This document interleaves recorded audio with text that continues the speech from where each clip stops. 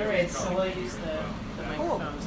Okay, Dr. Paul Geltner is the author of Emotional Communication, Countertransference Analysis, and the Use of Feeling in Psychoanalytic Technique, and of papers on dreams and child analysis. He's been the director of psychoanalytic education at the Psychoanalytic Psychotherapy Study Center and has taught Northern Rockies Psychoanalytic Institute, Center for Modern Psychoanalytic Studies, and the Colorado Center for Modern Psychoanalysis. He's in private practice in New York City, working with individuals and couples.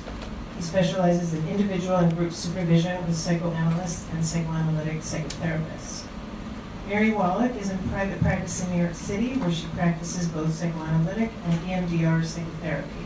She has published papers on poetry and psychoanalysis in the Journal of the American Academy of Psychoanalysis and Dynamic Psychiatry, and has presented on this topic at the PPSC Annex and the Artist Study Group at the William Allenson White Institute.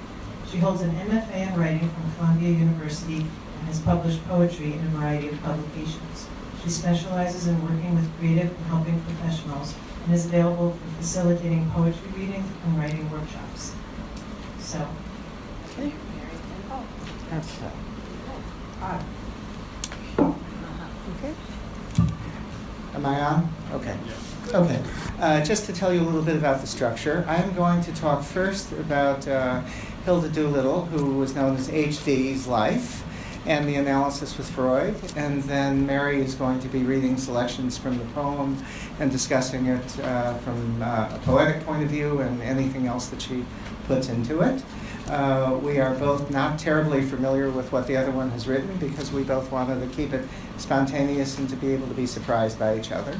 It's a pleasure to see so many people out to do something about psychoanalysis a little different than usual.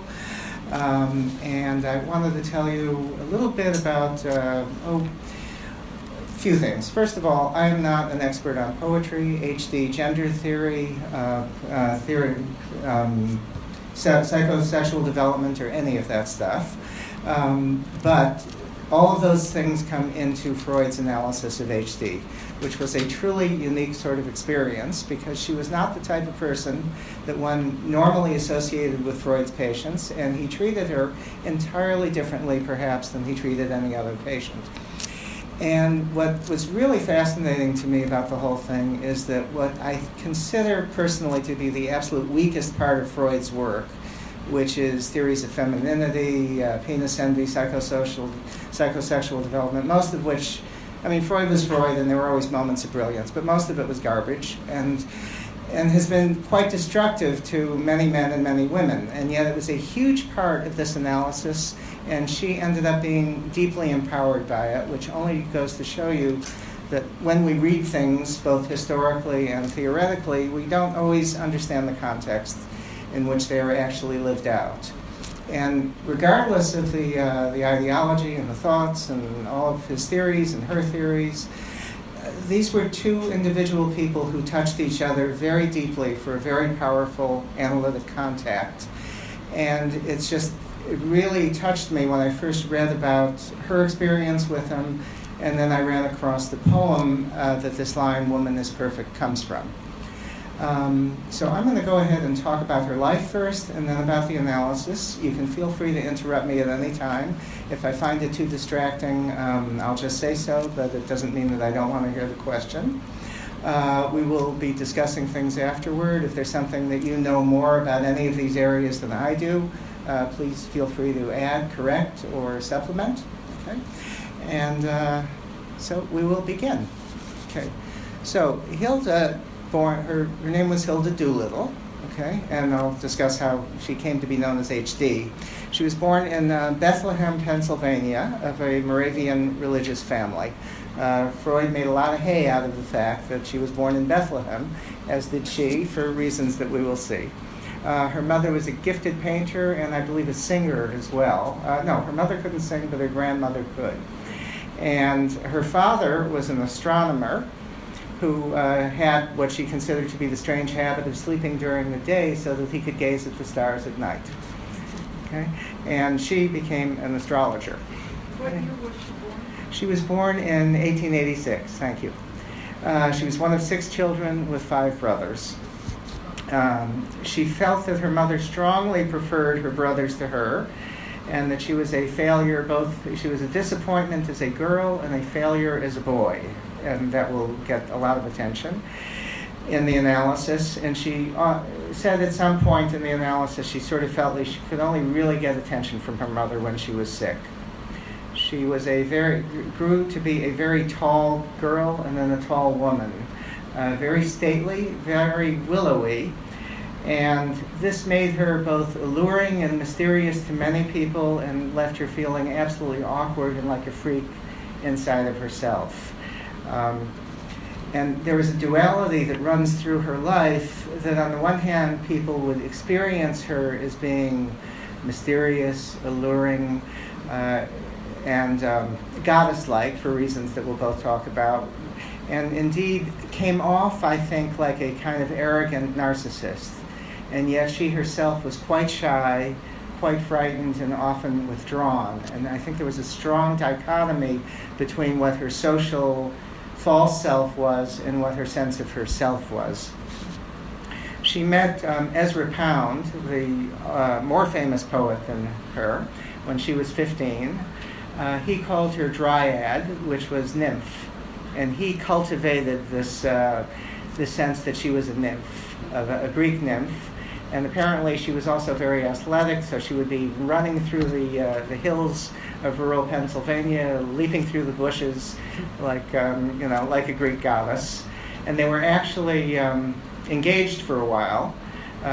It's not clear to what extent she rejected him or he rejected her, but they remained close throughout his life. They wrote poetry together. They were both interested in ancient Greek poetry and language. She did a lot of work in translation. So she was both writing poetry and she was translating Greek poetry.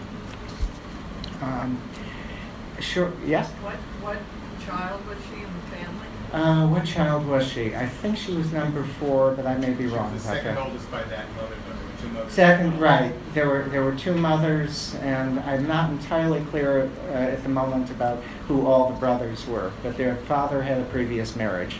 How did she meet Pound? I think they were in college together. They grew up in the same town, though.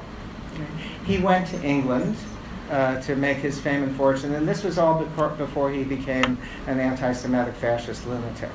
Okay? Which was, he did all these horrible broadcasts for Mussolini during the Second World War. But prior to that, it sounds like he was he was enterprising, he was an artistic entrepreneur, but he was also extremely encouraging of talent wherever he saw it. And he certainly promoted HD. Now, he left for England, where he launched his career as a poet.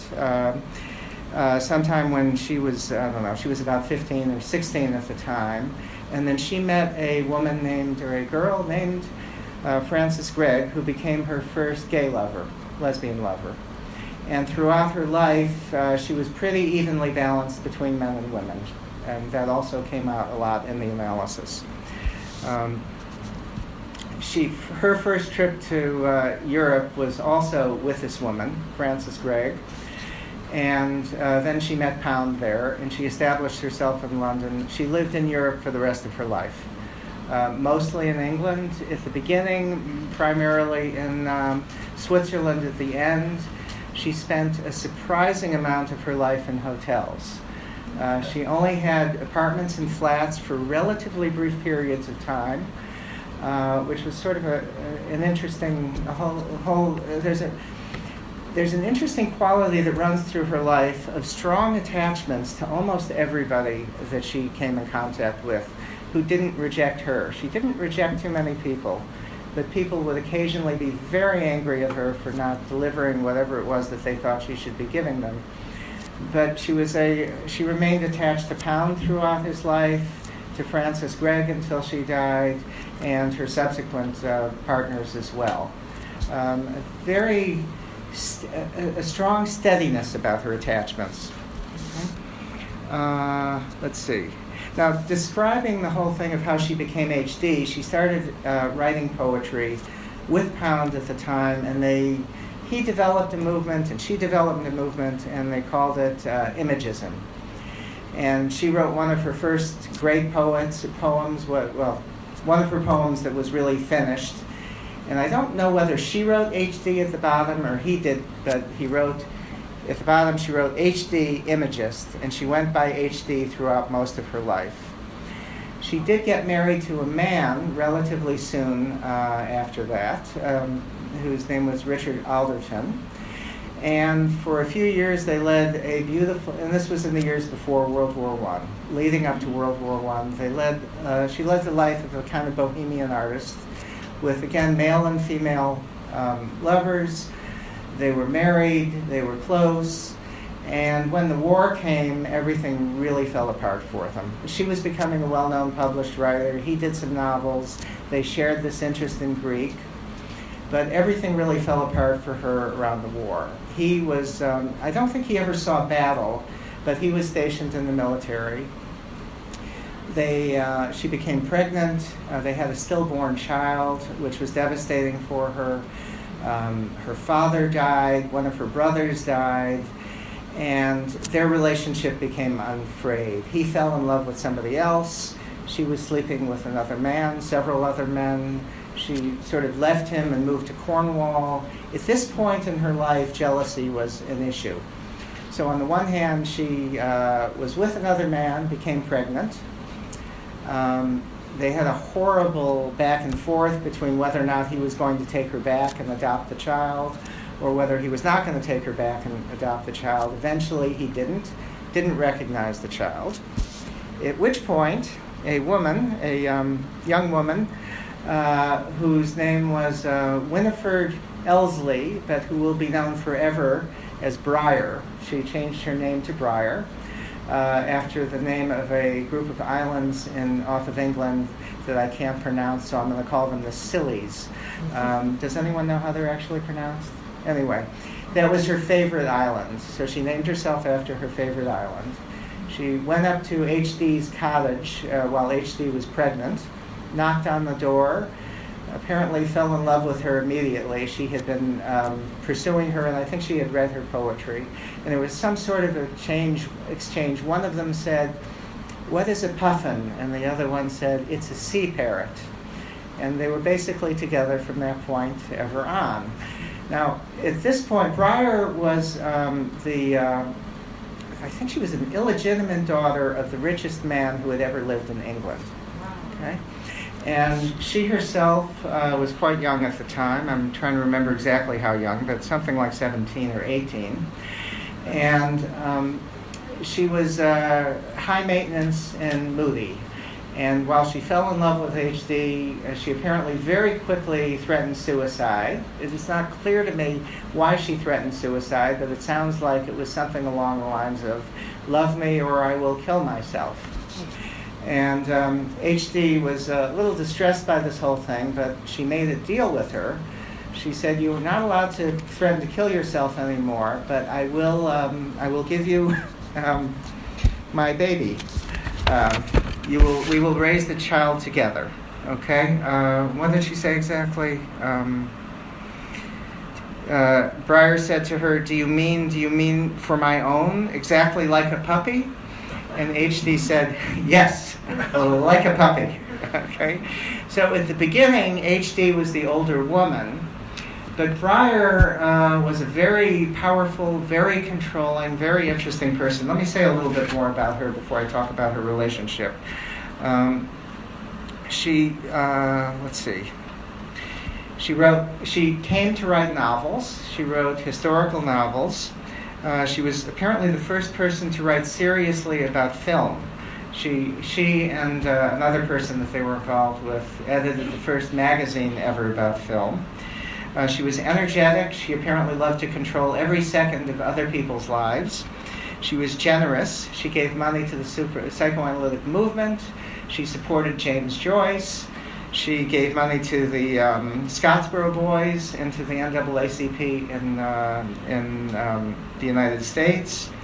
Her father, as I said, was the richest man who had ever lived in England. He was in shipping. When he died, she inherited about a third of the wealth. and so she was fixed throughout life. She would probably be today considered to be a trans man. She never cross-dressed, but apparently she was terribly resentful that she was born a girl and very angry that she wasn't a boy. And when H.D. showed Freud a picture of her, he took a look at her and said, yes, she is all boy, isn't she? So while she didn't cross-dress, she did apparently use the masculine pronoun throughout. And she told H.D. to never think of her as a woman, to always think of her as a man. And once they were together, they really stayed together forever. They traveled extensively at the beginning. They went to Greece. They went all over Europe. Breyer paid for everything, and from this point on, pretty much supported H.D. Let's see here.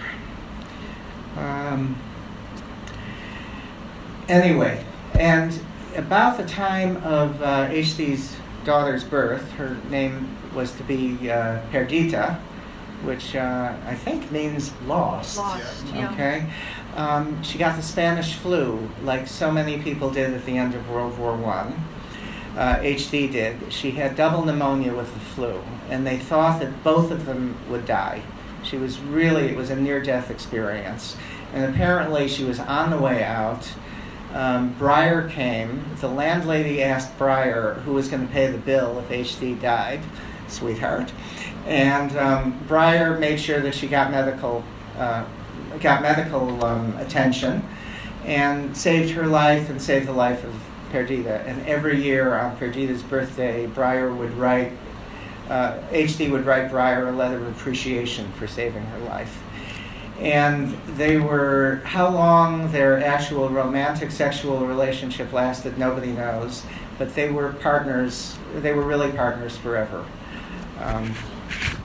Quite an enduring thing, even though they often did not live together. They would live together for periods of time in different apartments, on different continents, across the world. Breyer was always there in the background, even though initially she seemed to be the more infantile one.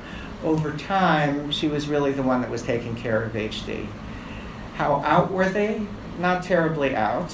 They were so not out that when Breyer needed a husband in order to be able to manage any of her property, because this was England in the pre-feminist age, so she married twice. And somebody once accused H.D. of ruining Breyer's marriage to this American who was a poet. So they weren't terribly out, but their circle knew what was going on. So it was an interesting life altogether. Okay.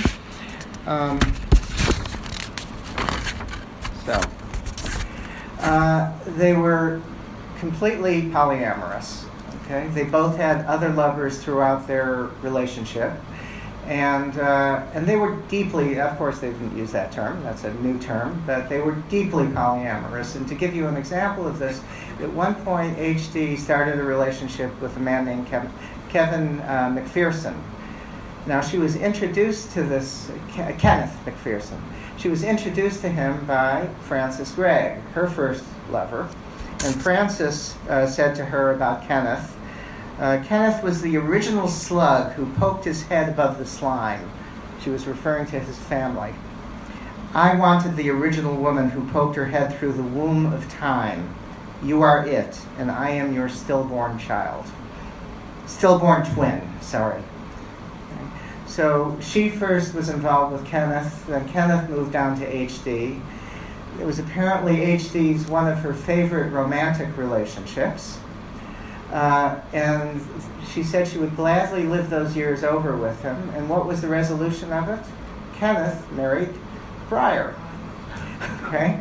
And the three of them lived in a ménage à trois, totally non-sexual after a certain point, for quite a few years in the period leading up to and during the time that H.D. was in analysis with Freud. Another couple of things of the aspects of her life before the analysis took place. Any questions, by the way? Everything moving along okay? Okay. anyway, HD in spite of Breyer's eventually stabilizing influence, she had a very hard time after the war. So she went to Havelock Ellis, the psychiatrist and the sexologist. And boundaries were kind of loose at that time. So HD went to him for help, and some of the help apparently involved urinating on him, which was his favorite sexual fantasy. And he wrote a rather magnificent description of being urinated on by her. And she was deeply appreciative of his help. She felt that he brought something alive in her that had been really dead afterward. And while she had complaints about him, that she complained about him with Freud, he actually traveled with her and with Breyer to Greece together. So again, we're looking at a world before analytic boundaries were set, before professional boundaries were set, in which experiences which were both helpful and hurtful were available to people in a way that they certainly are not available today. Fortunately, but nevertheless, something appears to have been lost as well. Now, when she went to Greece, she had a couple of episodes throughout her life of some kind of dissociative experiences and or psychotic experiences. So there was one experience that she had while she was in England that she called her jellyfish experience. By the way, I don't have any, my watch stopped, so I have no idea. Where are we at time? Okay. Okay. Oh, so I got to get going. Okay. Okay. Anyway. So what? I said, yeah. Okay. So she had experiences, one of seeing visions on the wall in Greece that she and Freud spent a lot of time on, and another one that she called the jellyfish experience, where she felt like she was enclosed in a bell jar. And later she would have experiences of actual frank psychosis. So she didn't seem to object to these, but she would go in and out of them. So let's start moving forward to the analysis. Why did she go? You okay? Sorry about that. She said her reasons for going forward she wanted to free herself of repetitive thoughts and experiences, and to help her with her experiences that happened after the First World War, and to help her with her war shock. She said, my session with the professor was barely underway before there were preliminary signs and symbols of the approaching ordeal. And I think primarily wanted to get into the open the war, its cause and effect, and its inevitable effect on my neurotic breakdown. And all of that was driven deeper during the analysis with Freud, because this was taking place in 1933. The Nazis were on the rise. There was all kinds of tension in Vienna at this point. It was originally social democratic / communist. Then the local Nazis were on the rise, and then there was a local fascist movement, and there was often fighting in the streets. So this was going on throughout the period of her analysis. Okay. So let's go right to her first session. Okay? She walks in, she looks around, and she is absolutely enthralled by all of his artifacts, Greek and Egyptian artifacts. I don't know if any of you have ever seen, I'm sure you've all seen pictures of his office. I went to his office in London last year, and I was shocked. He has hundreds of objects. This is a museum. This is not just a little collection of beautiful things. Hundreds and hundreds of objects from China, from India, from Greece. Some of them were Cretan. So she came in, and she is a Greekophile. Okay, she translates Greek. She speaks Greek. She looks in, and my fantasy is she just looked at this and she said, "Oh my God, I didn't expect this. Nobody told me you had all of these things." Freud looks at her and says, "You're the first person who ever walked in here and looked at my office instead of looking at me," and interpreted it as if she wasn't interested in him. And he said to her, first he tells her, "Don't touch the dog." Okay?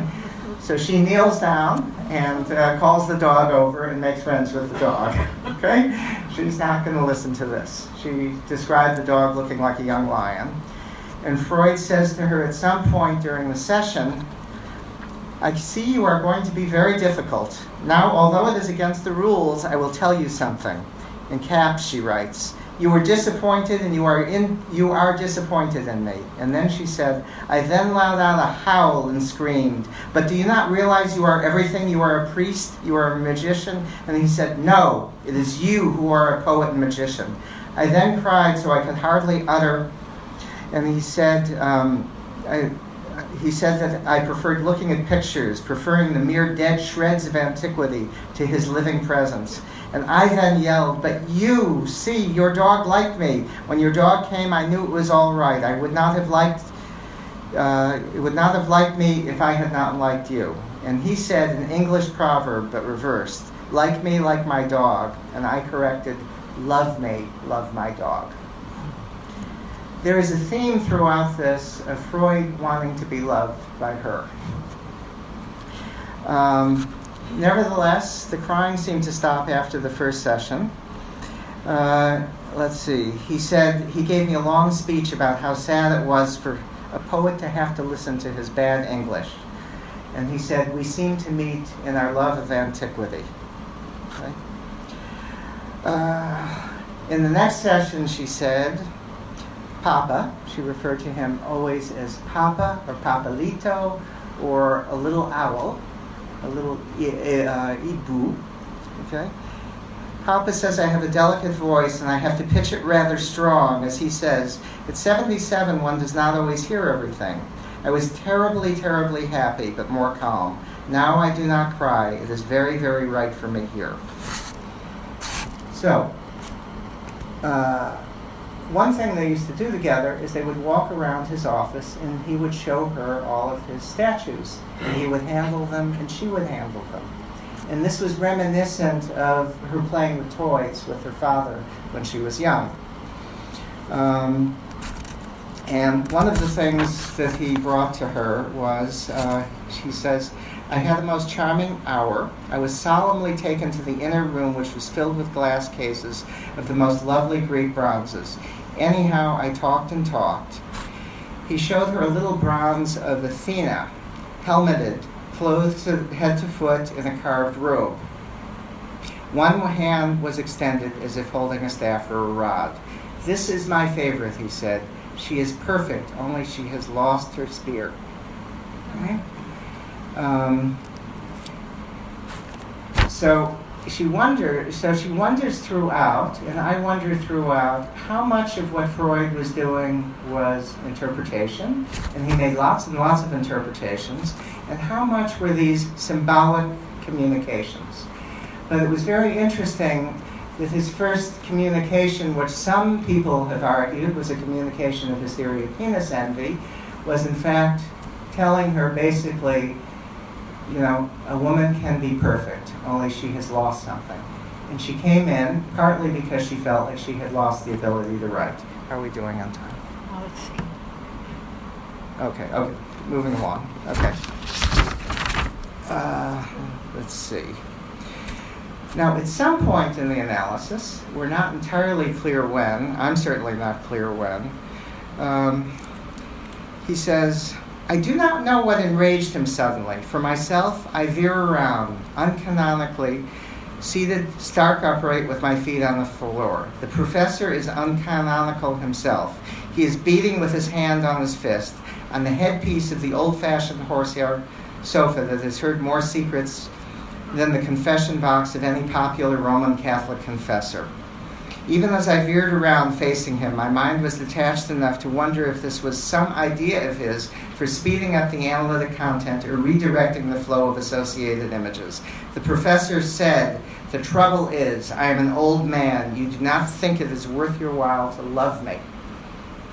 Now, this is what she reports. One person said there's no evidence that this happened, but there's no evidence that any of this happened, because everything that we know about this analysis comes from books that she wrote about this and letters that she wrote to Breyer. I don't see any reason to disbelieve this, and a letter that he writes later on would seem to confirm it. But there seemed to be some tension between her with her wanting to be loved and him wanting to be loved by her. And that seemed to be an undercurrent of this analysis while they were discussing all kinds of other stuff that was much more traditionally analytic. So soon he decided, and I'm just going to go back and forth. All of the evidence is very confusing here, so if you can't make sense of the flow of it from me, it's because I couldn't make sense of it either. He says he decided, yes, please. How much was what was happening with the Nazis in pre-war era affecting them psychologically? Terribly. There's one point where basically the city is in civil war. None of his patients showed up except her. And she showed up, and he said, "Why did you come?" And she said to herself, "To show you that I loved you." She was terrified because there was one day that there were swastikas all over the city, paper swastikas being thrown all over the city. Another day she came to the house, and it was swastikas were chalked. And in between all of the analysis, he was talking about the Nazis, she was talking about the Nazis, she was terrified that he would die. He was pretty much in denial about the whole thing. He thought Hitler was a monster, but the Austrians would persuade them. And she was just terrified all through this thing. Okay? And then he would say something like, "Let's get back to your analysis," because that, of course, is the most important thing. So he said, getting back to the analysis, that her transference was a mother fixation. She was back to the earliest level of mother fixation before there was any difference between the sexes. So she wasn't recognized as a girl yet, and he wasn't, or as a boy, and he called it the phallic mother, and that she was very, very connected on this level. And she absolutely loved this idea. Okay? And one other thing, she had already had a very combined sexual identity. She was very attached to a statue of hermaphrodite earlier on. And so when she came in to Freud, she was discussing all of these sorts of things. Okay. So he said, the trouble is, I do not like to be the mother in the transference. It always surprises and shocks me a little. I feel so very masculine. I asked him if others had had this mother transference to him, and he said, a little wistfully, "Oh, very many." So on the one hand, they're both having this intense transference-countertransference relationship. On the other hand, they're talking about it as cooperative adults, friends. He lent her books. He offered things to her. He intervened in terms of changing appointments with other patients with her. When she would forget something, he would bring books to her.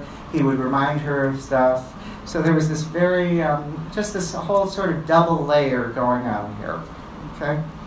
About 10 weeks into the analysis, he explains the theory of penis envy to her. She doesn't seem to object at all. She says it seems to explain a lot of things, is what she wrote to Breyer. Okay.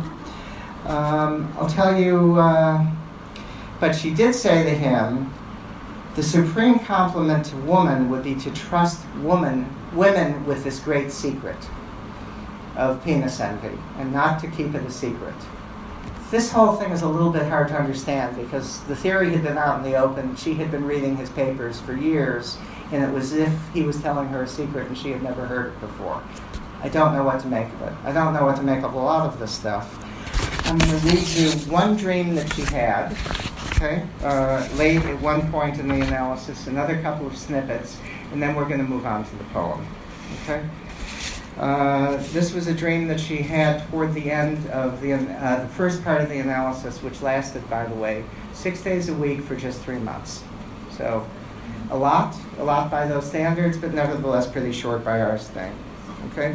She was talking about being... It was 2 separate times. There were 2 separate times, and there was another 6 weeks, a year and a half later. Okay? This is at the end of the first part.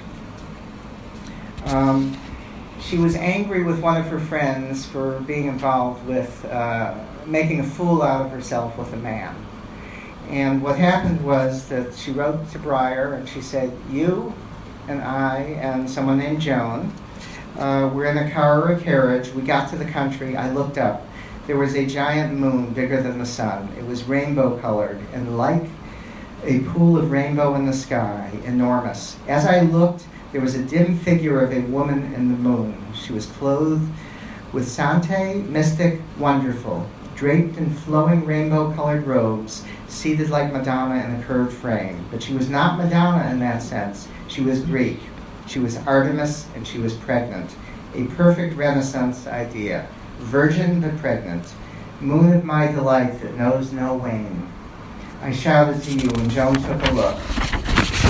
A bird crossed the surface, a dark pigeon, a dove. Freud tells me it is an almost perfect mythological state I was in. The moon, of course, equated mother, but it was mother in heaven. You and Joan and I were a sort of band of sisters, the graces of the fates. I was taking a step forward into the pure homo layer, not lesbian exactly, but just that, the three sisters. Sisters with a mother in heaven. I slept for 2 hours like the dead afterward, and now I am different all over, as if I had changed an electric current in myself. The band of sisters, of course, cannot contemplate the father as fertilizing element in the state of pure homosexuality, neat as a pin. Okay. And then later, in the second part, he said to her, your problem is that you had to hide as a boy and hide as a girl. And she said, and I realize in my writing I find that I have to commit myself to being male or female. But he says this will all get sorted out. And in their last session, because we're moving along, the professor one winter day offered me a little branch. It had come in a box of oranges. He said, I thought I might like this. I took the branch, a tiny tree in itself. It's a cluster of golden fruit. It was an orange branch with fruit on it. I did not say what I could not formulate in words. I could not have trusted myself with the words. They were there. They were singing, all terribly symbolic. Okay. She wrote to him later, several years later, and he wrote back and he said, I had imagined I had become insensitive to praise and blame. Reading your kind lines and getting aware of how I enjoyed them, I first thought I had been mistaken about my firmness.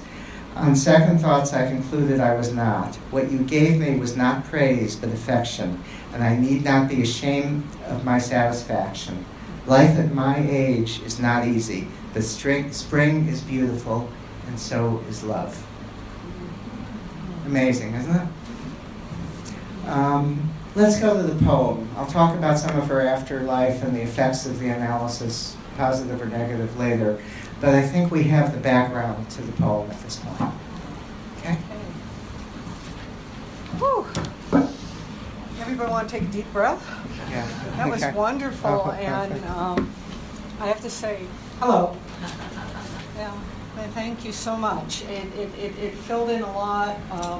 We both have been communicating, but not really. A little closer. But not really. In a deep analytic way. We both sort of wanted to just sort of wing it. And so I appreciate this. I only have one question. When is James Ivory going to do a movie of this? Oh, yeah. That's what I want to know. I'm going to say a few things, and I'm going to get into the poem. I'm going to sort of shift gears for all of you guys as far as poetry and how to hear her voice. I'm not going to presume to tell you how to hear her voice. What I have here is poet envy versus penis envy. Freud did really love poets. There's a famous line where he said, wherever I go, a poet is there before me.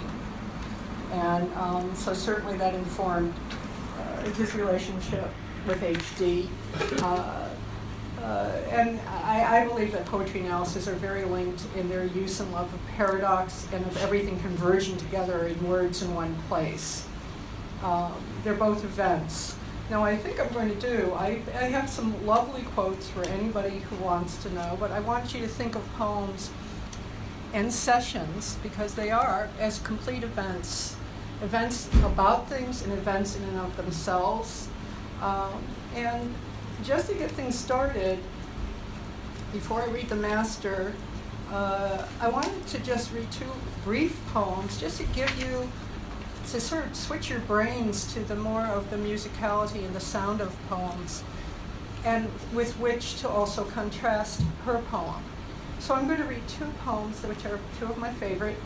One is by Rilke in 1900, and the other one is by Lucille Clifton. Do people know Lucille Clifton? She's a wonderful African-American woman who lived from 1953 to 2010.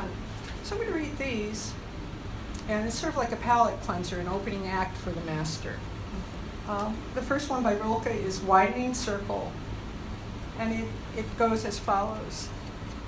I live my life in widening circles that reach out across the world. I may not complete this last one, but I give myself to it. I circle around God, around the primordial tower. I've been circling for thousands of years, and I still don't know. Am I a falcon, a storm, or a great song? So that's Rilke. Lucille Clifton, this is one of the best poems by her, which is I am accused of tending to the past. And there's a method to my madness, so bear with me. I am accused of tending to the past as if I made it, as if I sculpted it with my own hands. I did not. This past was waiting for me when I came, a monstrous unnamed baby, and I with my mother's itch took it to breast and named it history. She is more human now, learning languages every day, remembering faces, names, and dates.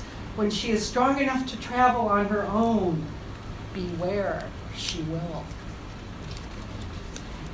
So you guys already, what I want to say about poetry is that, and what Ogden who loved poetry, Thomas Ogden, one of my favorite analysts, is that it's, again, the event and to try to get behind the words and to try to get into the rhythm. And one of the things that H.D. was into was rhythm. Her poem is rather long, and I've cut it, selected and cut it. I can talk afterward about the school. She was from a definite school, the Imagiste. I don't know how to pronounce that school. But what I want, you all have her poem, right? Yeah. So what I want to sort of do is say, first, when you're about to read a poem like this, you want to look at the title, and you want to look at what the poem looks like to you. Look at the visual, because poems are not only about reading poems, but they're about what the poem looks like, what the title announces. Now, we didn't call this presentation The Master, because if we had, maybe we'd get a different audience. I don't know. We called it Woman Isn't Perfect because it is so striking. And again, I'm so informed by what you just presented. And the master. And a question to ask is, well, how does that set us up from the beginning with the master? Who is the master? And that's a question which may seem obvious, but I'm going to leave hanging in the air. So now, unless anybody has any questions, comments, queries, observations, feedback, I'm going to start. I'm going to find it first. And again, you can read along, or I might suggest you just listen to how she creates the music of it, and based on what Paul has presented.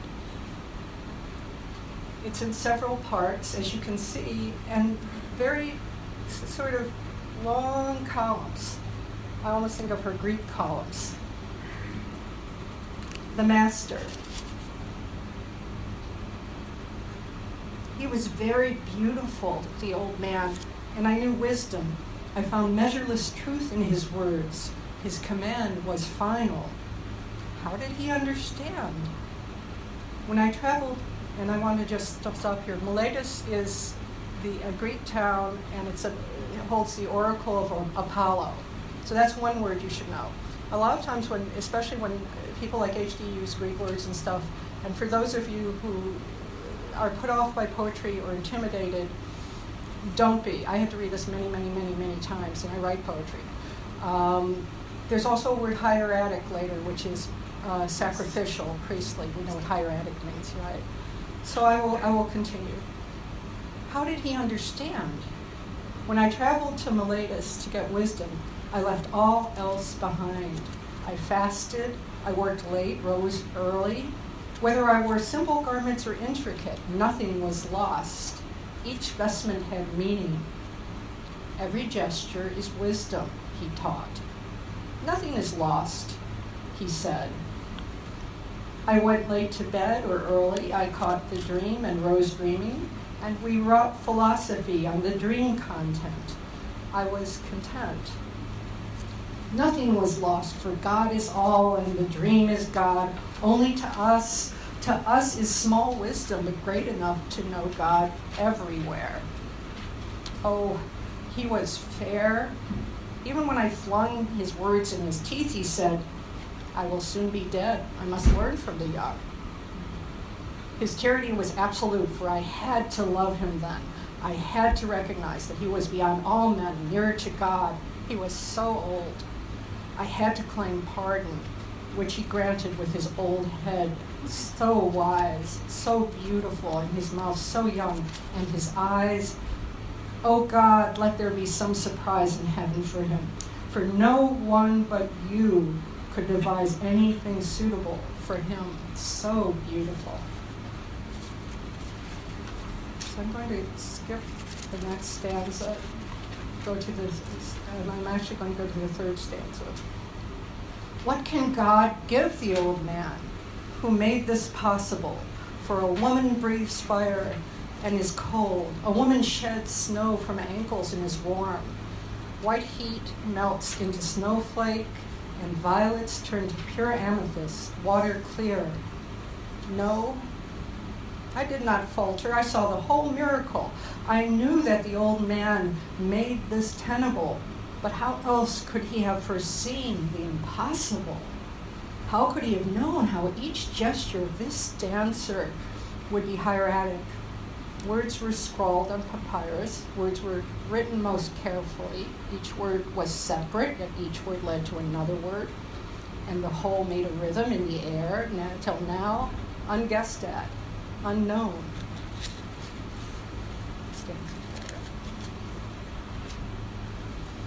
I was angry at the old man. I wanted an answer, a neat answer. When I argued and said, well, tell me, you will soon be dead. The secret lies with you, he said. You are a poet. I do not wish to be treated like a child, a weakling, so I said I was angry.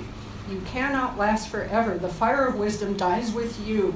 I have traveled far to Miletus. You cannot stay long now with us. I came for an answer. I was angry with the old man, with his talk of the man's strength.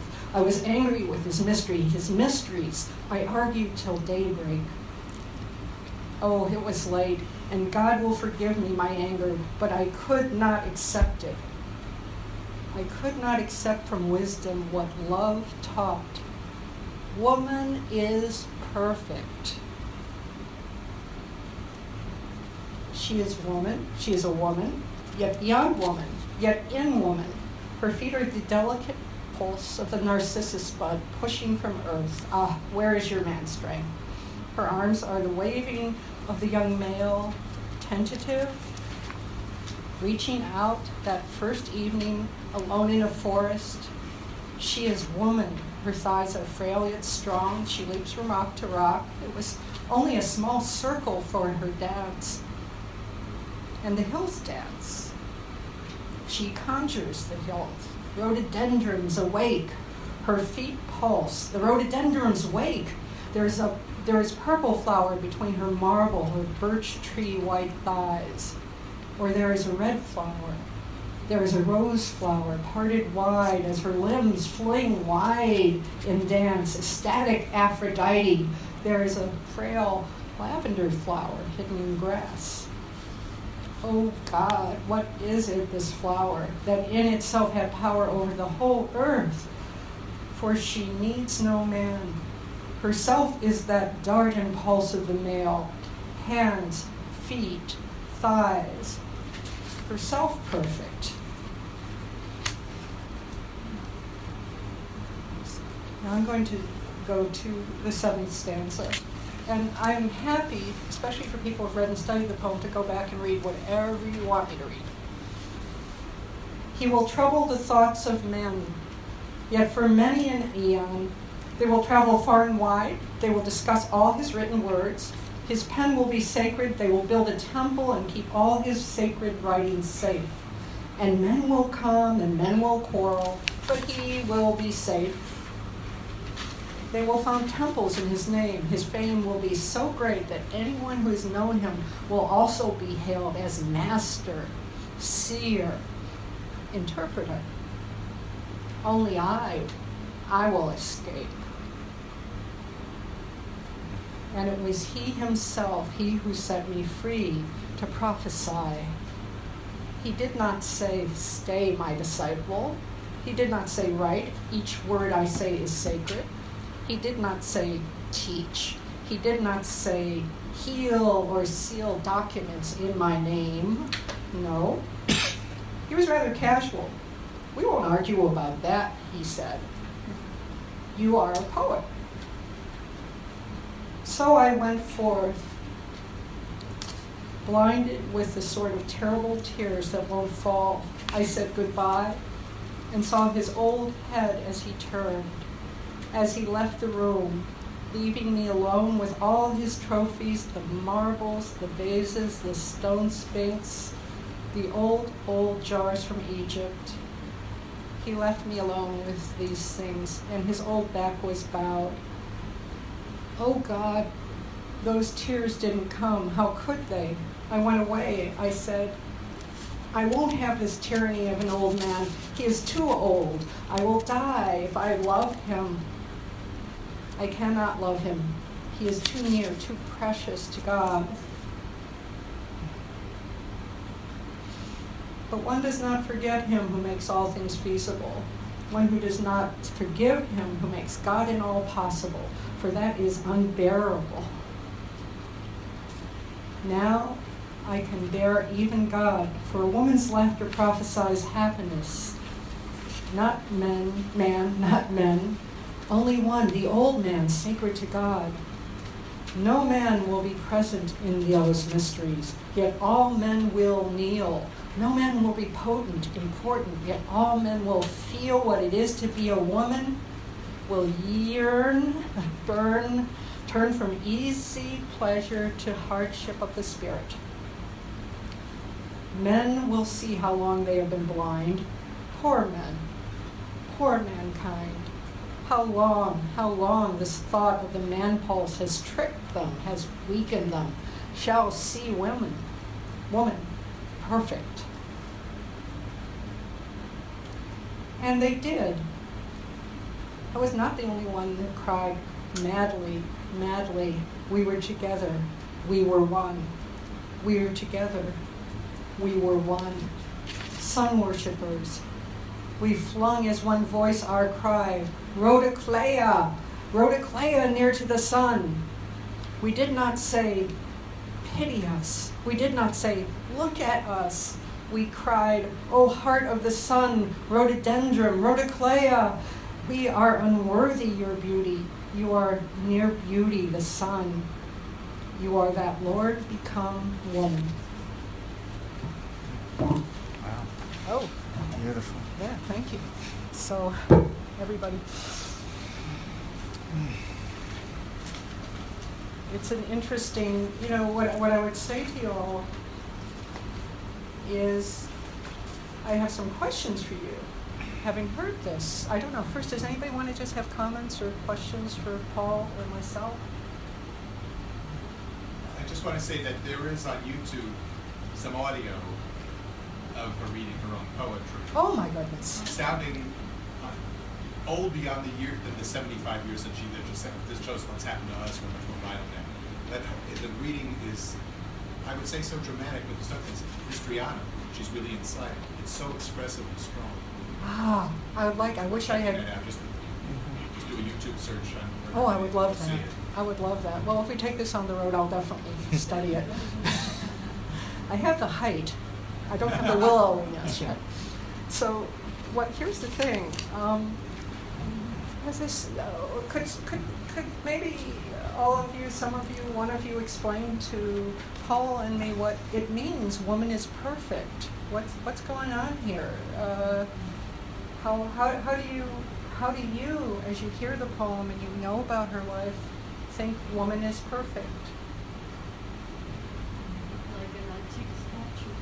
Like the antique statue. Like the antique statue. The Greek goddess. Freud was a very obsessive collector of antiquity. I once saw the show, enormous, No. in the Rodin Museum in Paris. It's an enormous museum all full of Freud's collection. He was obsessed with collecting, not only with collection. He was running everywhere, having dealers everywhere, and in Europe, and buying and buying. I mean, yeah. And, which brings me to mind, of course, as a therapist, the search for love, which you were saying, the search for love in terms of things, in terms of lovers. Freud, I would say, and a colleague told me this who studied Freud, was rather decrepit by this time. He was ill, he didn't smell good, and that's why what's so interesting in this poem is that she starts by saying, he was very beautiful, the old man. And she goes on about his age. And I thought one of the things of this particular poetry school, and of HD especially, was that she loved nature. And if you love nature, you've been in nature, you know that some of the old things, the fungus, the things that are rotting, the driftwood, is quite beautiful. And I feel like she almost, in some ways, objectified him. And when she talks about him being beautiful, we usually, at least now in the society, don't put together old and beautiful. But this is the beauty of the poetry, which is that it creates this kind of, to me, paradox. The master, it's the master, and yet, if you read some about this poem, well, there are so many different levels. You said the analysis takes place on more than one level. There's a word, palimpsest. Palimpsest. Okay. What does that word mean, please? A word that means the same thing going forward and backwards. Oh no. That's palindrome. No, palimpsest. Many Many layers. layers. Now, And when we talk about palimpsest, whether again, and what I want you to really appreciate is just how much the work that we do is I think it excites the same neurons and stuff as the poets. There's palimpsest can be thought of also like tracing paper with layer on layer on layer to create the whole picture. And so she's looking at Freud as the master. But who else is the master here in this poem? She is. Yeah, she's the master. This is, she is the master. He is the master. I could argue the poem is the master. The poem, in the sense that it mastered a complex experience. So when we say woman is perfect, yes, it's almost, especially with Me Too and everything. This can't be read. What I like about this is its complexity, and it's feminist. She has a place among feminists, even for that. The way her lines are, the way the sound of the poem is, which I'll go into. I want more of your reactions first. But it's also what poets, so many parts of this woman, the male, the female, everything converging in what she's trying to express in the poem. Yeah. I'm just wondering what your reaction was in hearing this. It all came together. It came together so richly for me. I mean, when I read it, that's what excited me to do the presentation in the first place. The sense of empowerment that she had, but also the complexity of how she both wanted him and admired him and fought with him and integrated him and moved beyond him and was very, very equal with him. It reminds me of something that I didn't mention before, which is that she had a fantasy of being a tiger and having a tiger within her that she mentioned to him. And she was afraid of what would happen if the tiger came out. And he said, "Don't worry, I have a lion to protect me." His chow. So he was reassuring her, but she felt this inner power. And I felt very much the inner power when you were talking and when you were reading the poem. It was really bringing out a layer that I had seen but hadn't felt. One other thing just to note about that, Pamela? It's going in and out. I don't know why not. Oh, try yours. Well, I'll try mine. And I think we got to turn the volume down. How's, Hello. Oh, wait. Isn't it interesting that we both have these nice wands? You don't need it, the voice carries. Yes? You don't need the. Okay, I can project. Just keep the mic further away. Okay. It's better with the mic. Well, we'll do a compromise. We'll keep the mic further away and we'll project. okay. It's clipping, the mic. Ah, Okay, all yeah. right. But if you keep it further away, it might work. Oh, Here, have one. how's this? Is that better? Yes. Okay. That word that I can't pronounce either. Palimpsest? Palimpsest. Both of them. She wrote a book called of that name. I'm not even going to try to say it again. It means when writing has been erased to make room for new. Yeah, and Freud wrote a paper called The Magic Tablet, in which there's a little wax paper on top of the wax tablet. You write, and then you erase the writing underneath. We all had this, many of us had this as a child. Yeah, And careers. it still leaves a tracing underneath. So they both came up with this independently. They both had that same kind of multi-layered thought. He told her at one point in the analysis, with a patient like you, there is never a single explanation of anything. One more thing, and then we want to go on, just in terms of where Freud was at this point in time. He didn't love seeing patients at this point. He told another patient, I don't know what the countertransference communication was, patients are a rabble. They are good for extending my research and extending my fame, but not for much anything else. And he was saying that he would only take patients who brought him something, who had something to teach him. And wasn't he diagnosed with cancer? he was already deep into the cancer at this point. You know, he was still 6 years away from death, but he was miserable. Anyway, back to the. Yeah.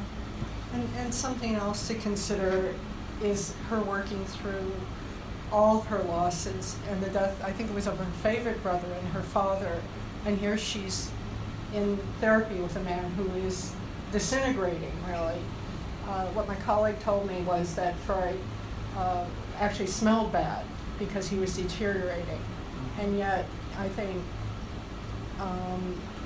and maybe this was also a factor in her love for him, or when we talk about compassion, and she definitely felt his compassion. I just want to ask, what do people make of the use of by internal rhyme? What we mean is that something rhymes, but it isn't at the end of each line.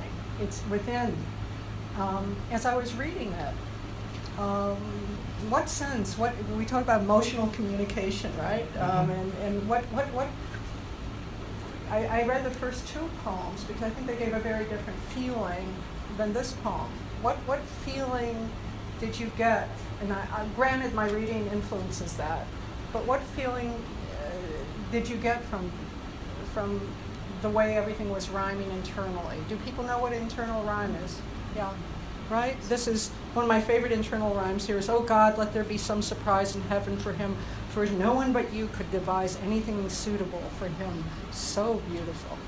And actually, those are end rhymes. So, yeah. Marie? But when you said that, look at that visually, Yes, look at that. when I read it first time, I thought that it's actually not necessary to have such a short line. Sometimes it's 2 words, 3 words. Yes. It's the internal speech. It has internal rhymes, but it does sort of like a protracting, prolonging the session. It's like almost like she's in a session with me. Oh, because it's word by word by word Yes, and by she word. sort of wants to make it longer and not to separate from him. Because of her losses, maybe he is a father figure, who knows. Papa, he's Papa, right? Yes, he's Papa. Right, which Right. is so, yeah. Yeah. So, and just to repeat what you said for Neil is that it's in this column, and as you're reading it, and I would say for anybody with interest in poetry, please read the poem out loud, because it'll open you up to the poem even more. But each of these lines and the rhymes, it both contains, I find internal rhymes sort of contains the thought. She sort of takes it and puts it out and takes it back, and puts it out and takes it back. And what you said, of word to word to word, if it was longer, it's like when I read the Rilke poem. The translation was very long lines. And so it's almost puts you in a very much more thoughtful mind. This is almost a fevered thing going on, But at the same time, she chose to put it in a column instead of, if you see some poems, they're all over the place. So she has a steady column, but yeah, each word is emphasized, almost like she wants to be heard, like in the session. I want to say one thing, and then I'll call on you. One thing which I recall, there was a male therapist that I knew who died, and I was at a memorial at which his patients were passing around. And this reminds me of Freud. A female patient said, I always thought this therapist, I always thought he was fighting with me, but now I realize he was fighting for me. And that's how I feel what Freud was doing. Yes, back there, please. I'm not a poet, but I write some songs, and I see here some areas where you're playing with words, kind of rhyme, kind of meaning. I caught the dream, I rose dreaming. Yes. Kind of like getting out of the dream, you're using a verb, you're using, I guess, a noun, and we wrote about the dream content. Yes. And I was content. And I was content, So right. playing with words. Oh, I didn't hear that one before. That's gorgeous. Yes. Yeah. Yeah. So how does that affect you as the listener and the reader? Oh, I got to think about that, but I think I still go back to what I said before. I worked one time where there was a drama where I worked, and I worked with kids. I mean, they were in wartime, and I'm thinking he's dying there in wartime. And if you think everything's a dream where you're content and everything's perfect, everything's imperfect all around you. So it could be a defense, or I'm not going to take it beyond that, but just from my own experience. Yeah. I mean, I think what Paul said, they were both trying to not be traumatized, but they were, and maybe for both of them, this was such a refuge. And I know, lately more has been written about therapist love between the therapist and the patient. Just more the higher kind of love, and that they really, and I know that for all of us, there are certain people who see us in analysis or therapy that we just speak to us. It's like certain poems. I like certain poems better. I like, and for the two of them, maybe it was also, I think what you're saying, the time that they met was so fraught, and her life had been so fraught. Sometimes in trauma, it's almost like a repetition was so fraught. I was just thinking my own experience. I worked at a school where some people died, and I couldn't really be the same with the kids I worked with, but I did keep my distance. But you get more energized too, or you identify with working with the other human. Yes. Yeah, I was thinking that she loved his age. I think she loved that he was old, because she said she knew wisdom's age. She was looking, she was searching. I mean, her life sounds so confusing with all these relationships. Yes. And it seemed like she was searching for some kind of, like she says, answer. And she thought his age and his wisdom. Going along with what you said, something else that happened in the first session was that she was apparently distressed that she was taller than he was.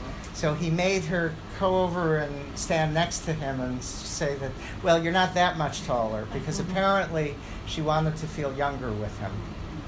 She really came with the idea that she wanted to be younger.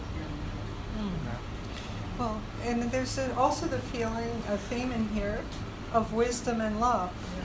And, I could not accept from wisdom what love taught.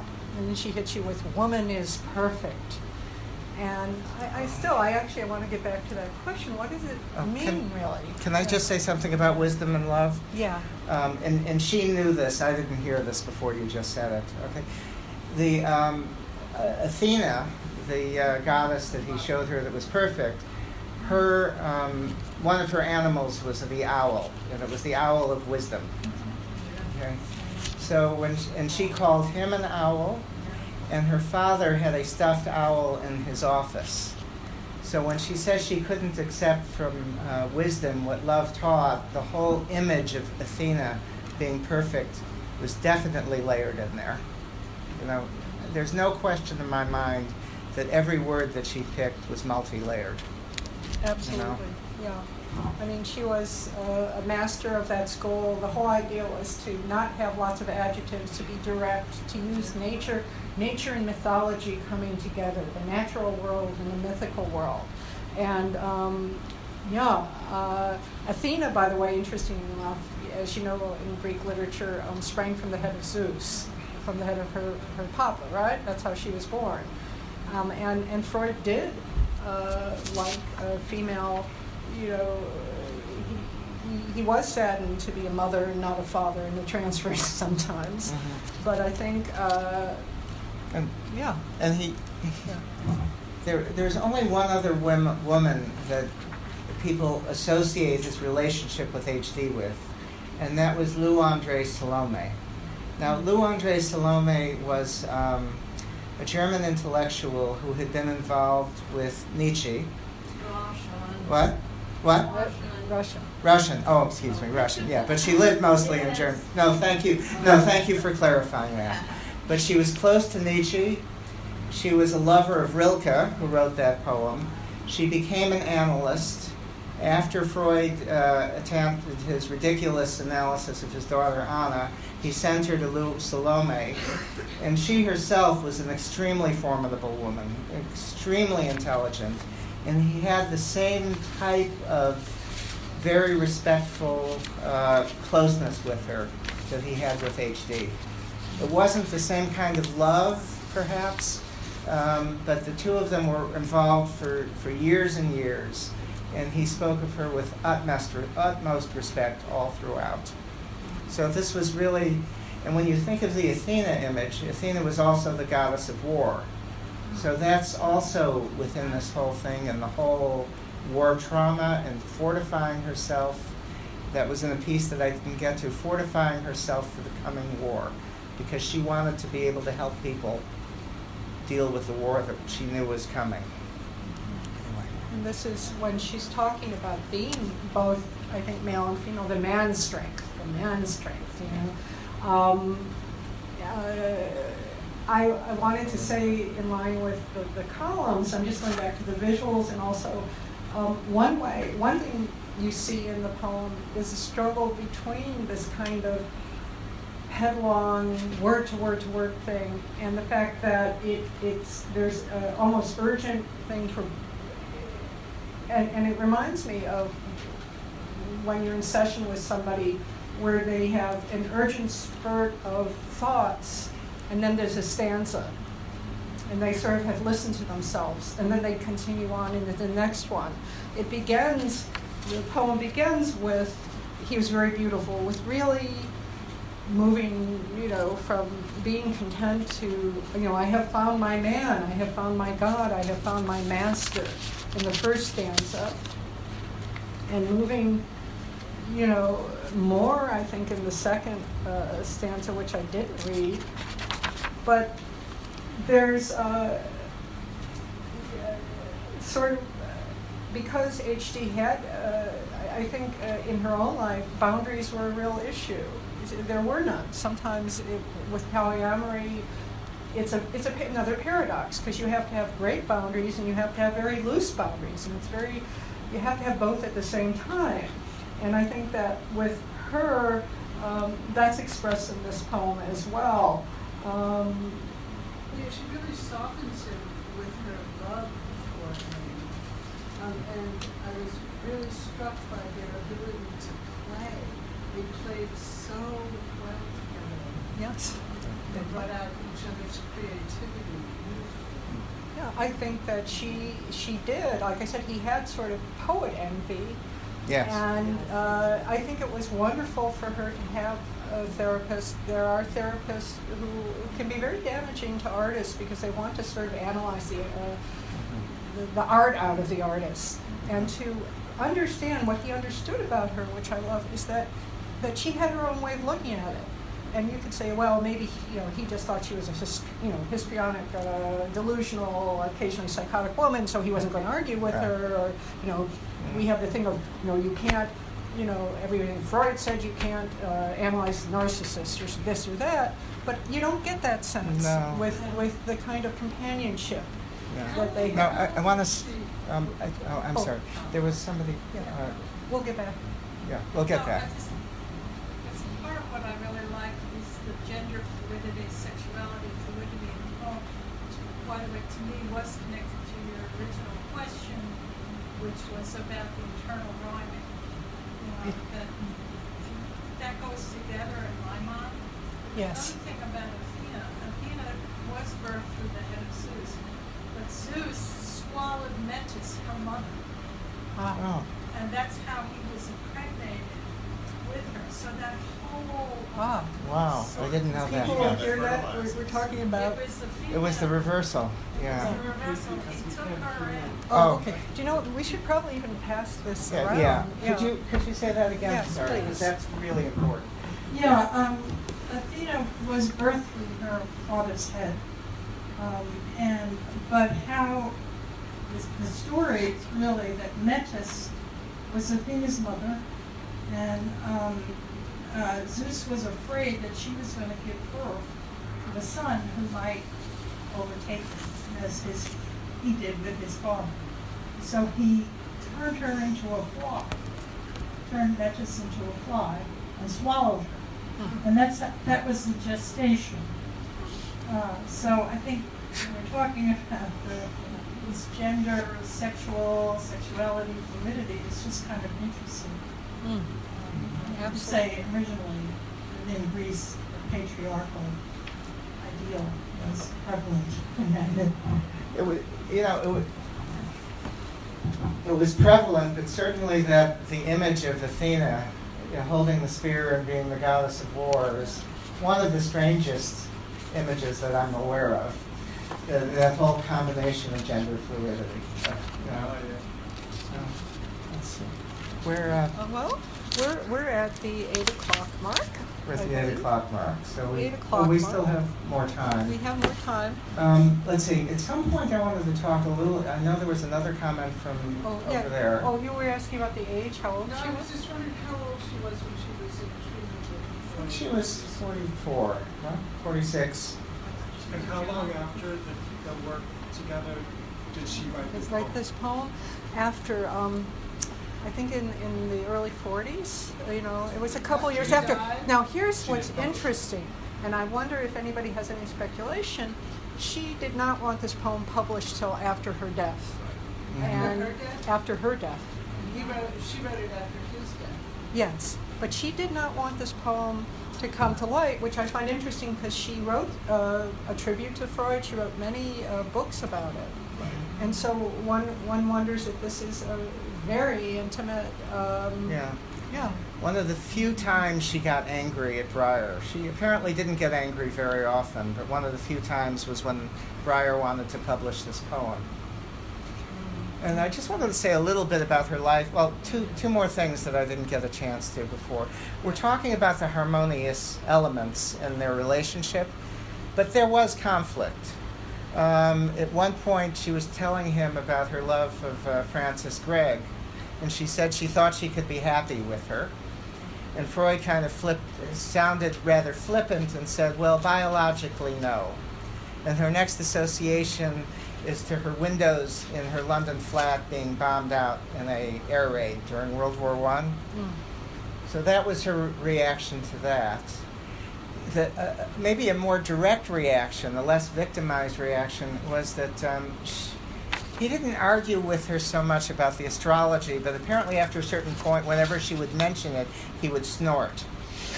So she'd mention something about the astrology, and he'd go, or something along those lines. But there was more, it seemed that when she said she flung things back in his teeth or whatever, the arguments between them seemed to have been, she considered herself a prophet, and he kept saying, no, you're a poet. That wasn't necessarily as complimentary as it was sounding right here, because he didn't believe in the religious aspect. Well, he didn't believe in it, and she said, yes, and on that he's wrong. She was very, very clear that as far as she was concerned, psychoanalysis and astrology each needed the other to inform each other. And after the analysis, she got much more into the spirituality. She made it very clear she wasn't buying all of that stuff. And in terms of the effect of it, she felt that it was a marvelous experience. There's no question about that. Their ménage broke up to some extent soon after the analysis. The man basically got more and more interested in other men, and he eventually moved to New York. And she spent less time with Breyer. And she worked more. She was able to work more. She became much more disciplined in her work again. She was always very disciplined. But she basically said, Breyer, you can't push me so much. I really need, if you push me, I will die. You can't intrude on this. You have to give me more space. So there was more independence from Breyer. At the same time, there was more focus on spirituality. There was eventually a more florid psychotic break shortly after World War II. She handled the bombing in London quite well. She volunteered. She stayed in London when she could have gone to the countryside.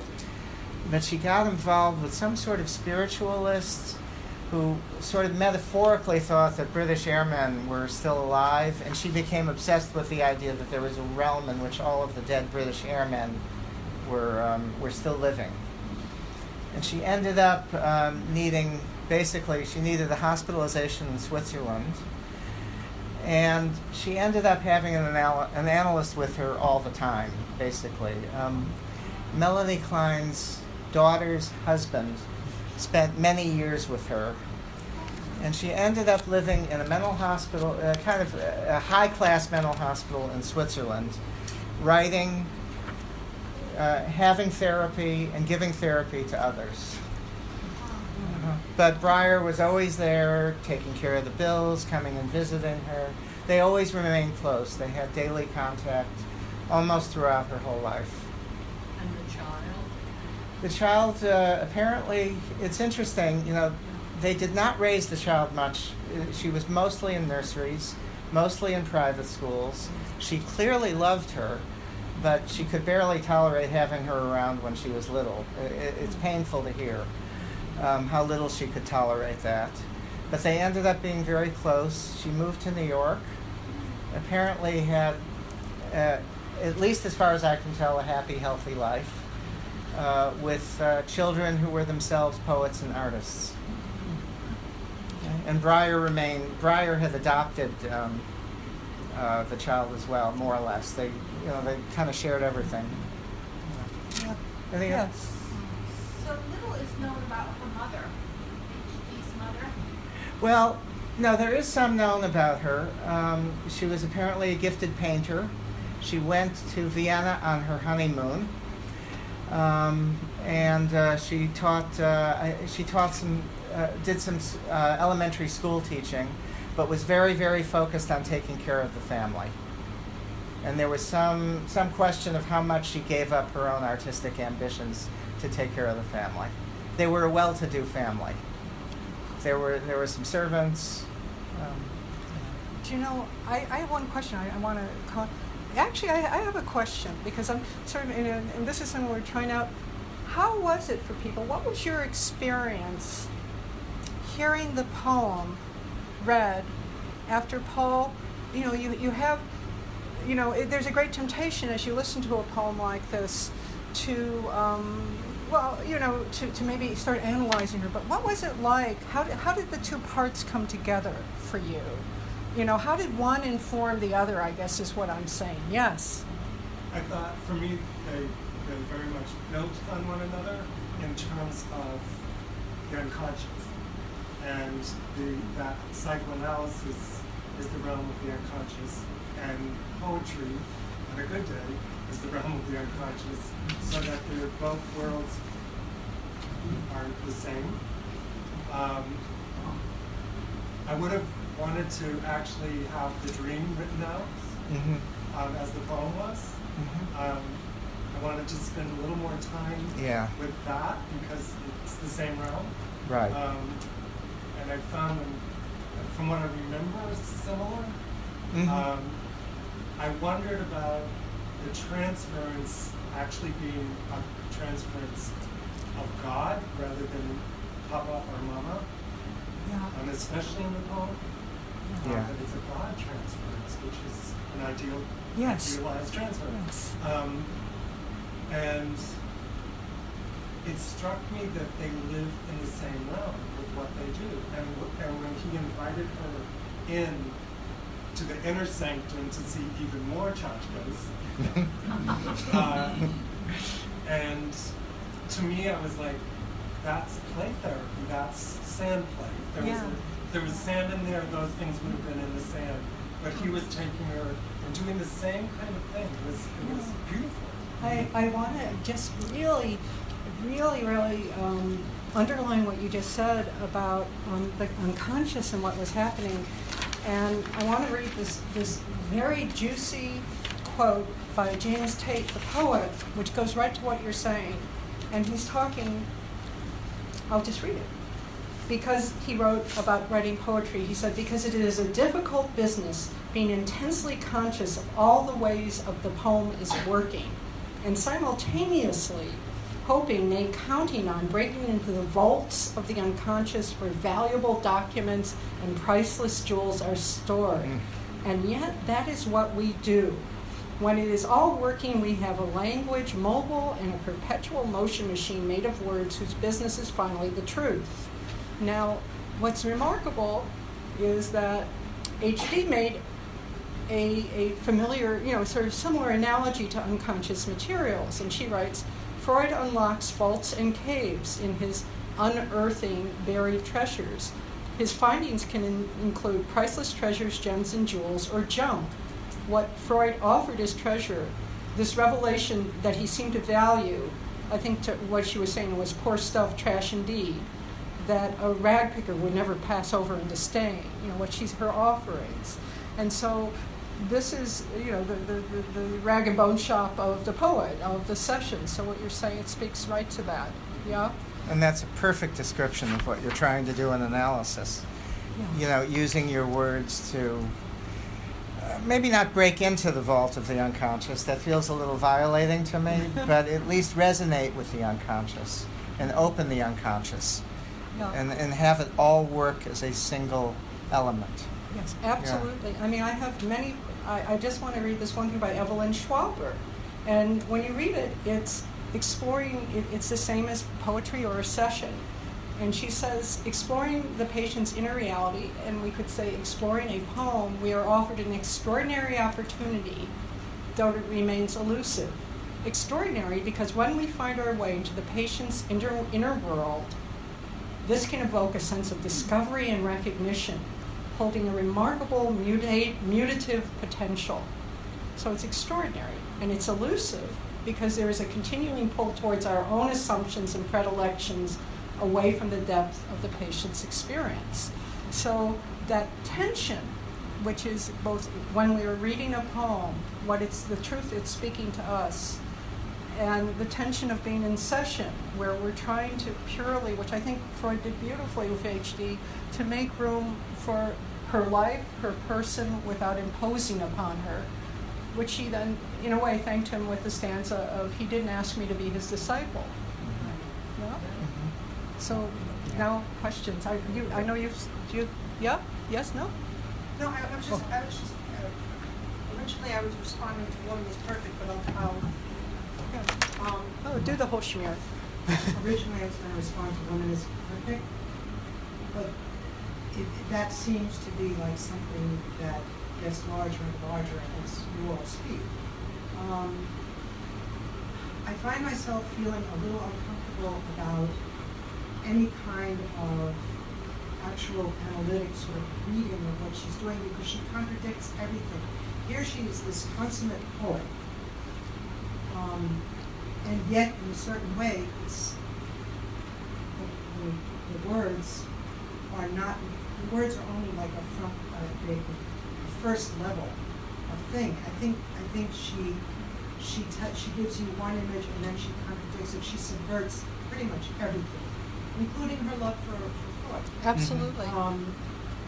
And at the end, I would be very careful about a feminist reading of Woman is Perfect Exactly. from our perspective now. I think that the line here at the end, where she's talking about, and by the way, the shortness of the lines is an oracular style. Yes, it When I is. hear you reading it, it sounds rather conversational except for the internal rhymes, which feels like somebody wrapping their mouth around a word or words, trying to bite down on something. But actually, there's a conversational flow. And yet, when you look at it at the page, it looks like the Oracle of the Donut. I mean, that's what they Yeah. Here she says,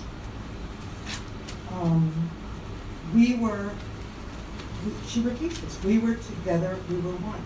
We were together, we were one. Woman is not perfect from our feminist perspective backwards.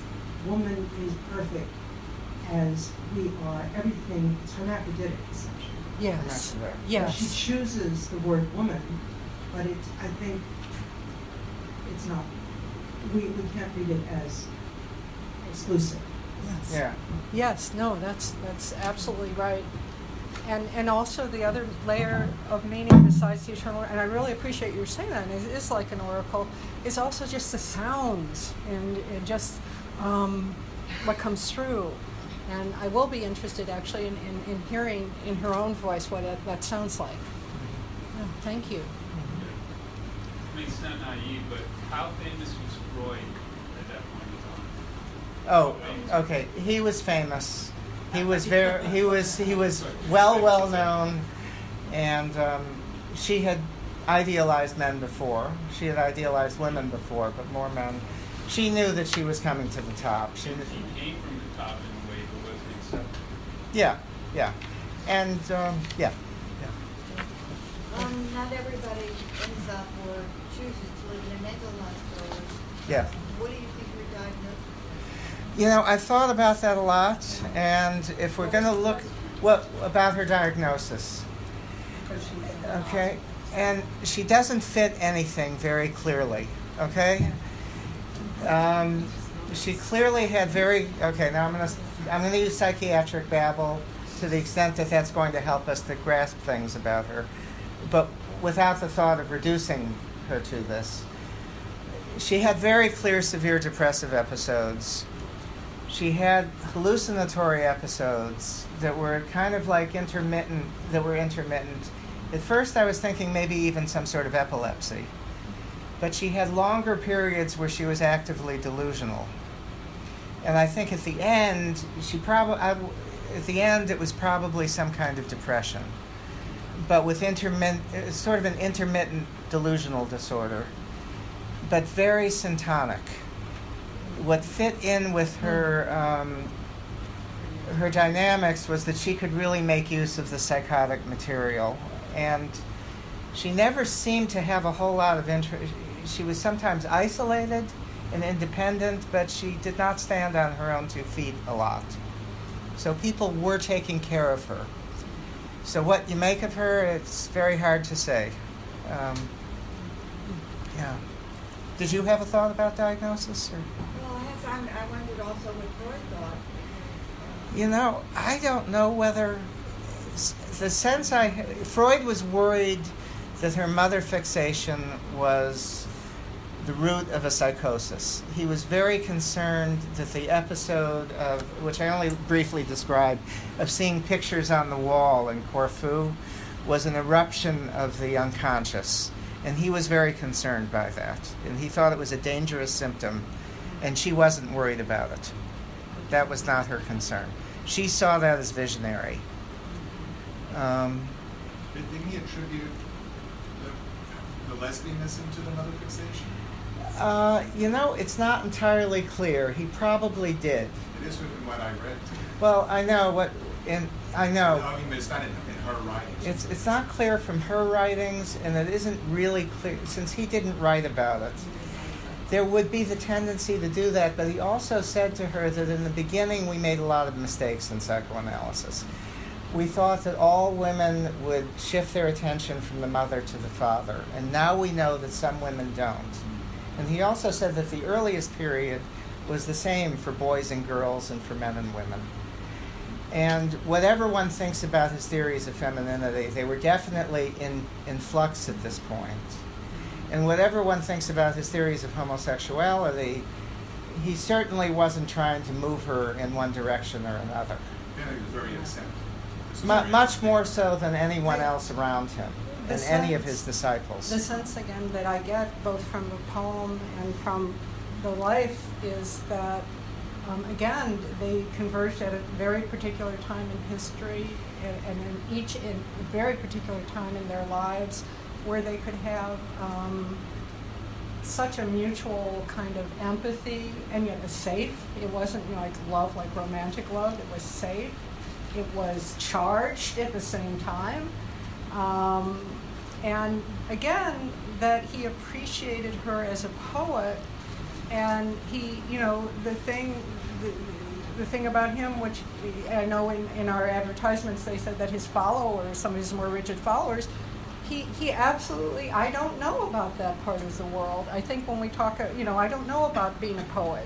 It would have been interesting to see Freud, if we discovered the hidden poetry of Freud. I don't think so. Although now I have a great project for somebody to take one of his famous essays and put it in poetry form. That would be very interesting. I just want to say also on the astrological front, if we want to make sense of that, which I've been using since I was a kid. I'm not an astrologer, but it's an intuitive tool. And what's interesting astrologically for all you dinosaur astrological buffs is that she was a Virgo, which is mutable earth, and he is a Taurus, which is fixed earth. And you had the feel I get with this is they were both coming from the same element, and earth is, I like the plan. What's the system, Jack? And he had his, and the earth is also considered the feminine side, which, so Freud in a way was perhaps with her more nurturing and more of a maternal kind of person. Mm-hmm. If we're talking about energy and her energy versus his energy, and you were saying, the mutability and the round and roundness of the sounds and stuff, probably, I think rather than maybe it exhausted Freud sometimes, but also enlivened him. Yes, it definitely really enlivened him. Yes. Yeah. There was a question over there. You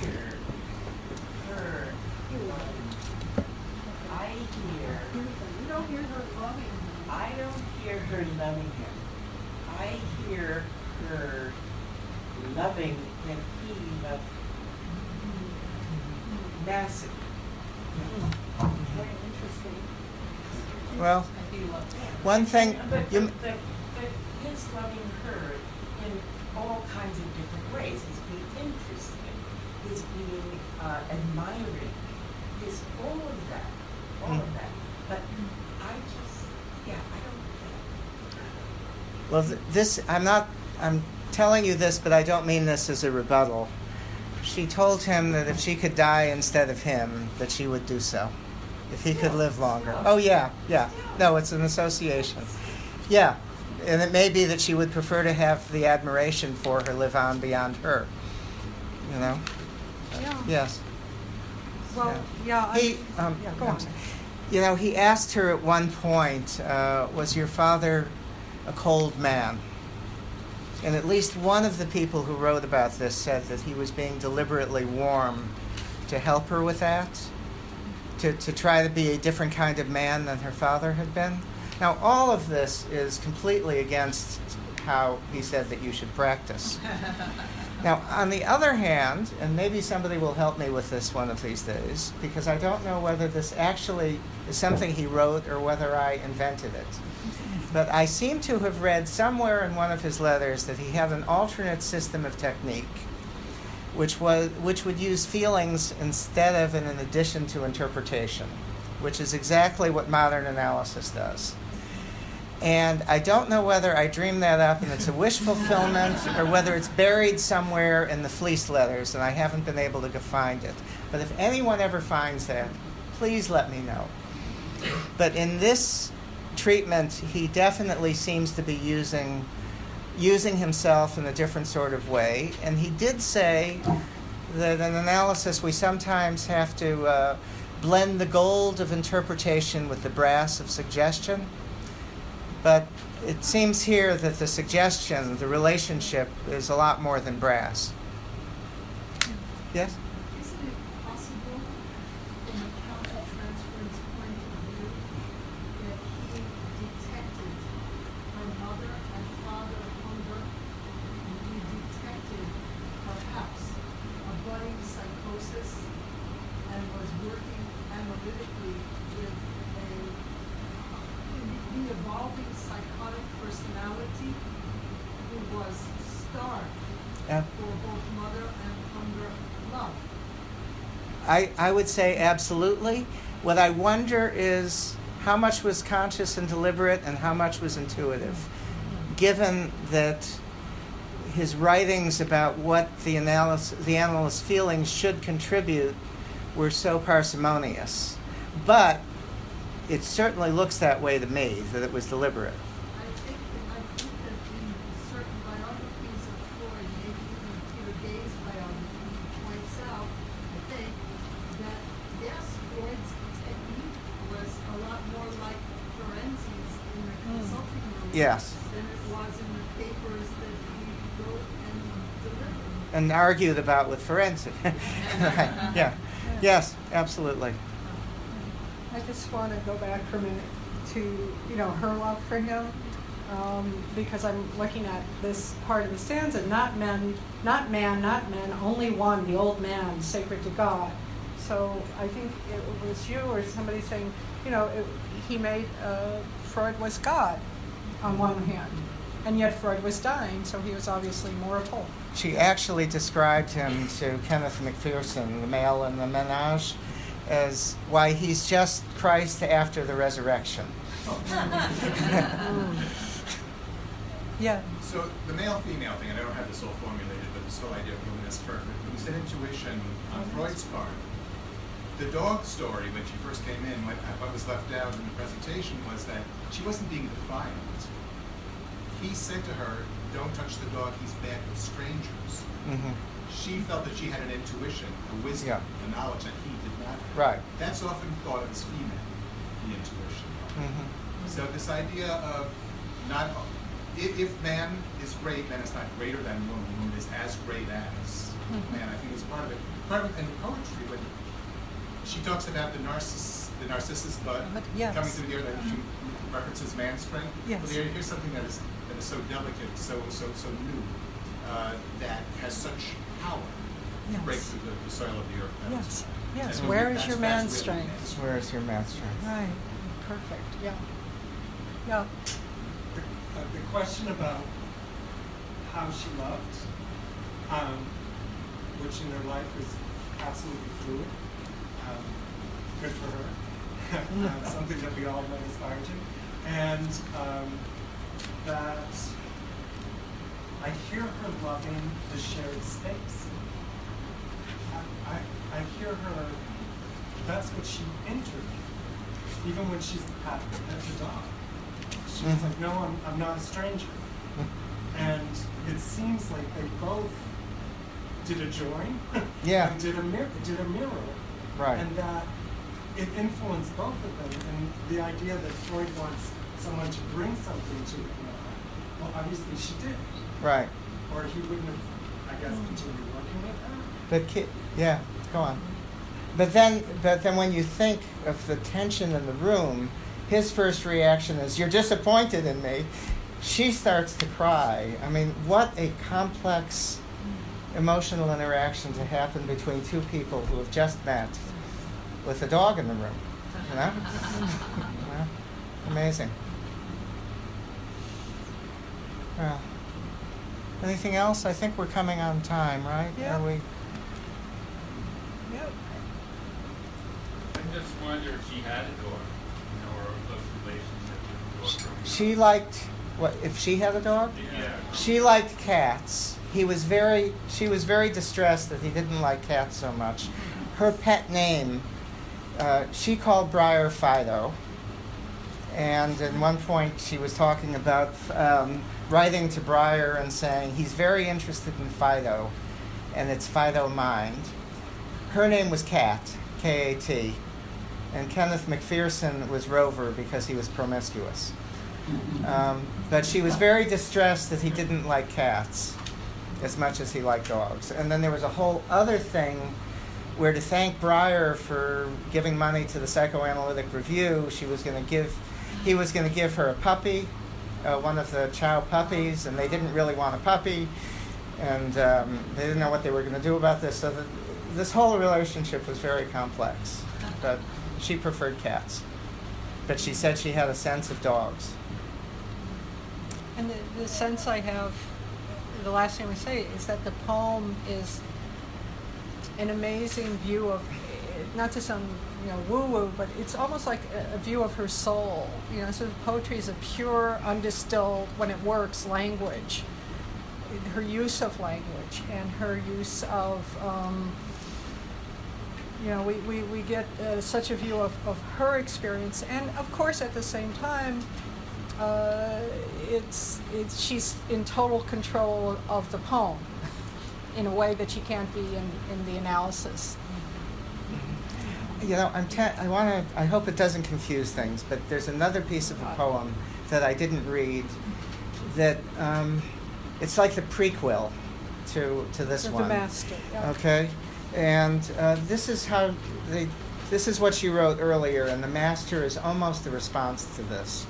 This was the end of a poem that was called To the Piraeus. And she writes, "It was not chastity that made me cold or fear, that my weapon, tempered in different heats, was overmatched by yours, and your hand skilled to yield death blows, might break, with the slightest turn, no ill will meant, my own lesser, yet still somewhat finely wrought, fiery tempered, delicate, over-passionate steel." So this she wrote, they think, in relationship to Ezra Pound, and it seems to me that in The Master, she is no longer concerned about her over-delicate steel being, might break. She's got Athena's spear back. Yeah. Yes? Where did she write? Did she write a book about this? Or? She wrote one book that she published that was called Tribute to Freud. She wrote another book called Advent, which I believe was published after her death, but is usually bound in the same volume. Okay? And I think that's all that she published about Freud. This is her in all this, and she has the selected poems. Mm-hmm. Very intense. Mm-hmm. Yes. Yeah. Okay. Anything else? Thank you all so much. Thank you. Thank you. Thank you.